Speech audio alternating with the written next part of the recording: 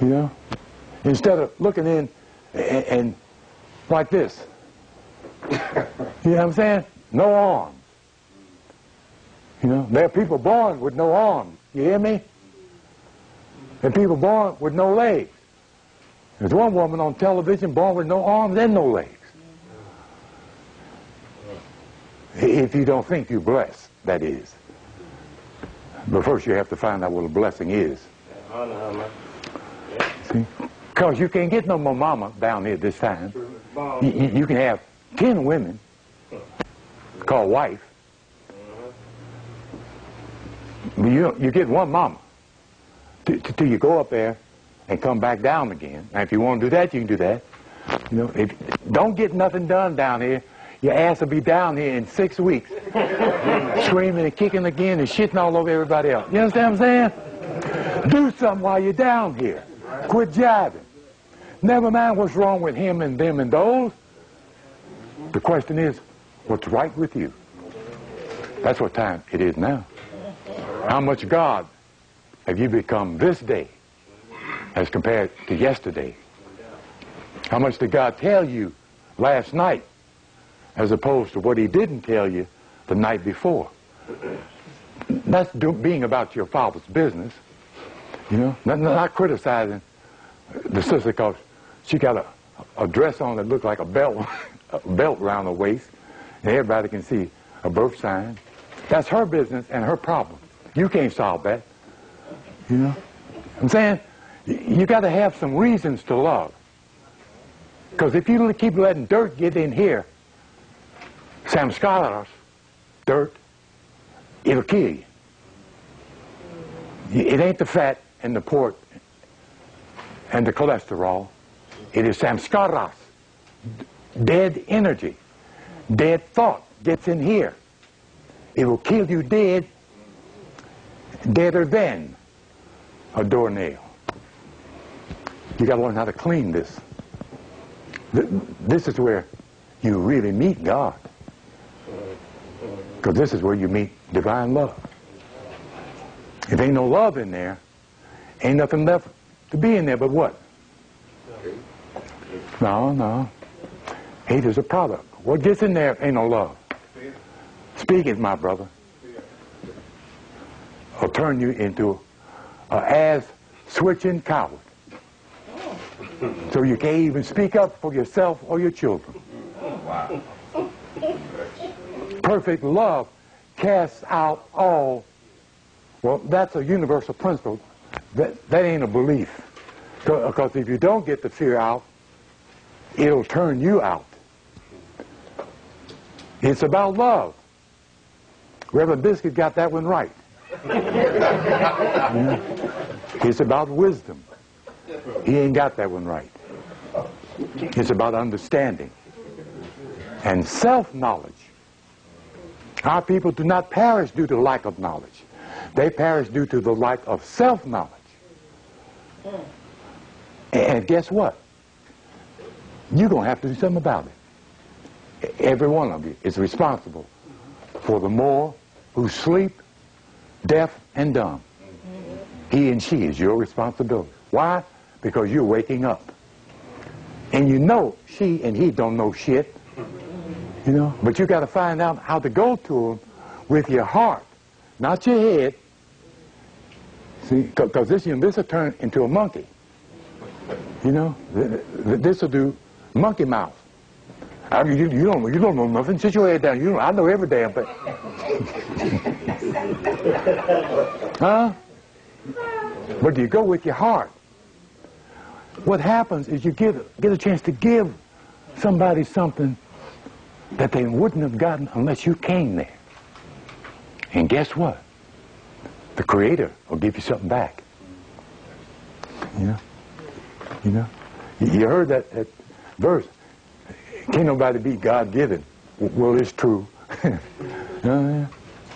Do something to help somebody get up, raise up, and stand up, and see what God does for you.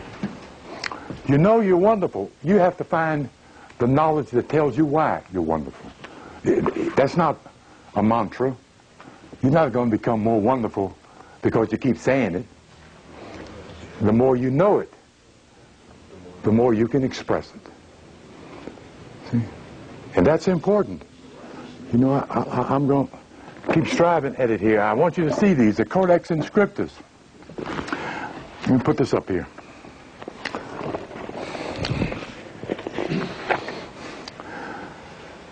The allegory, the story form. This is essential for this book. This is a symbological manuscript from Genesis chapter 1 to Revelation 22. It does not stop anywhere in between to deal with some facts that are not symbologically explained. Where is it? I wrote it on a... I really wanted to get this one. This is a tidbit. I mean, this is the stuff that lets you know the code is wonderful and relevant. I got it on the first page here. I don't think I've tried to deal with this many notes at one time in my life. Where's the other? Here it is here. I got 3 notebooks here. I'm trying to... But you can get this stuff in your head, but when you stand up and start putting that energy forward, something else happens up there along with all the academic that you might have.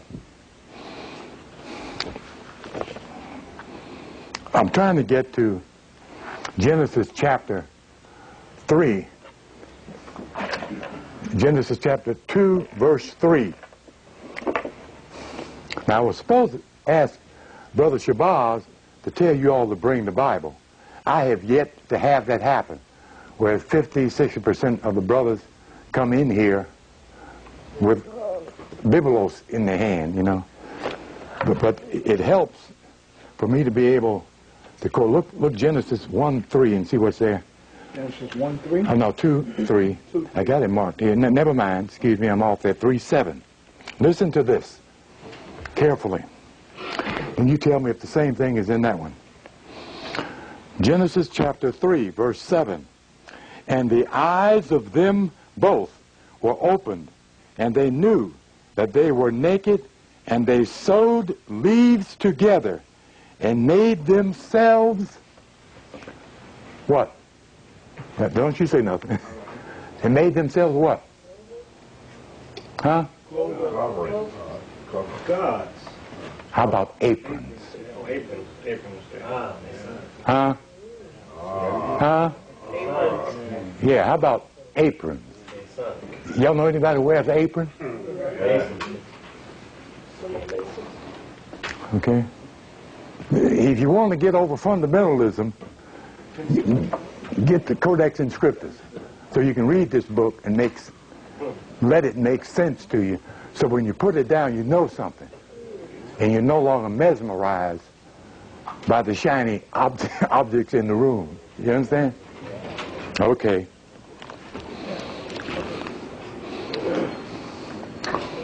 Fables, myths, and legends. This story,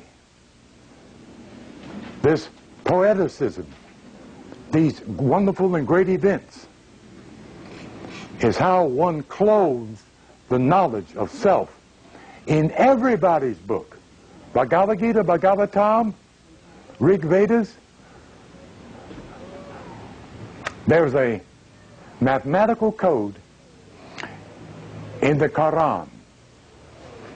There is a listing of symbology as the titles of the chapters in Quran. The book of the elephant, and so forth. The book of the gnat, and so forth, okay? It does not do what this book does because it wasn't needed. It had already been done in this book. The Muslim calls this Injil. He's supposed to study Injil. But instead of studying it, they did this.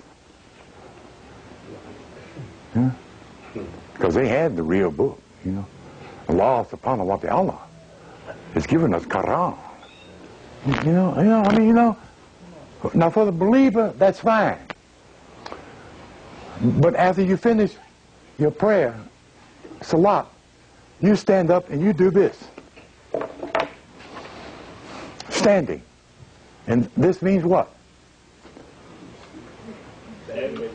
Make me Lord of the earth is what this means.